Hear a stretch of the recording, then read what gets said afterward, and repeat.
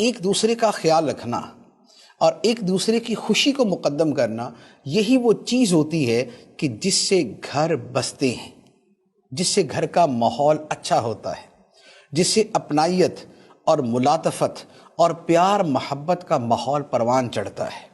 اگر ہر کوئی اپنی انا میں رہے، اگر شوہر یہ سوچ کے رہے کہ بس بہر صورت گھر کے اندر میری اس طرح چلے گی کہ بیوی کی کوئی بھی نہیں چلے گی، اور اس کا ہر ٹیڑھا پن میں نے سیدھا کر کے چھوڑنا ہے، اور اسے 100% میں نے اپنی مرضی کے مطابق ڈھال کے چھوڑنا ہے، اور میرے اشارے ابرو کی خلاف ورزی کرنا بھی کسی صورت اس گھر کے اندر گوارا نہیں ہوگا، اگر اس رویے سے چلیں گے تو آپ یقین کیجیے کہ گھر ٹوٹ جاتے ہیں۔ اور اگر گھر ٹوٹتے نہیں تو کم از کم بے مزگی، بد مزگی، دوری، ایک دوسرے سے دل کے اندر کینہ اور بغض، یہ چیزیں پیدا ہو جاتی ہیں۔ نبی پاک صلی اللہ تعالیٰ علیہ وآلہ وسلم نے اس حوالے سے ایک بڑی خوبصورت بات ارشاد فرمایا کہ عورت جو ہے یہ پسلی کی طرح ہے۔ پسلی جو ہے وہ بالکل سیدھی نہیں ہوتی۔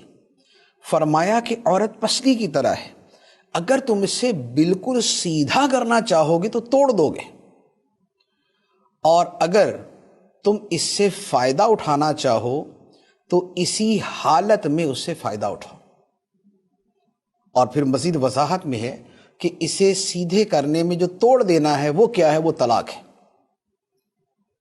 تو اب یہ جو مثال ہے اس میں صاحب حکمت کے لیے اور صاحب عقل کے لیے اور صاحب دانش کے لیے بہت زیادہ نصیحت موجود ہے۔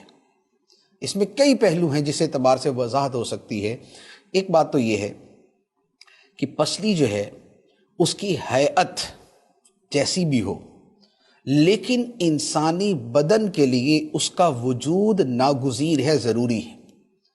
اب یہ نہیں کہہ سکتے کہ جناب جیسے میری کمر کی ہڈی سیدھی ہے اور میرے بازوؤں کی ہڈیاں سیدھی ہیں تو میری پسلیاں بھی سیدھی ہونی چاہیے، اور اپنی پسلیاں سیدھی کرنے کے چکر میں اپنا ہی جو وہ کام خراب کر کے بیٹھ جائیں گے۔ نہیں، اللہ تعالیٰ نے جو شے جیسے بنائی ہے اس کو اسی حالت میں رکھتے ہوئے اسے فائدہ اٹھایا جائے گا۔ تو جیسے پسلی کے بغیر انسان چل نہیں سکتا، اسی طرح بیوی کے بغیر انسان اپنی زندگی میں ڈھنگ سے زندگی گزار نہیں سکتا۔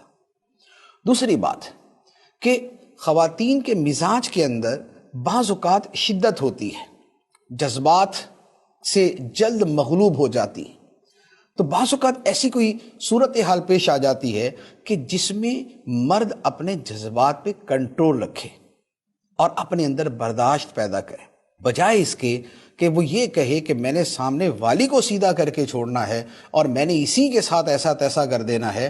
اس کا نتیجہ کبھی اچھا نکلتا آج تک دیکھا نہیں۔ یا تو طلاق ہوگی، اور اگر طلاق نہیں ہوگی تو پھر نتیجہ یہ ضرور نکلے گا کہ بہرحال گھر کے اندر سکون باقی نہیں رہے گا۔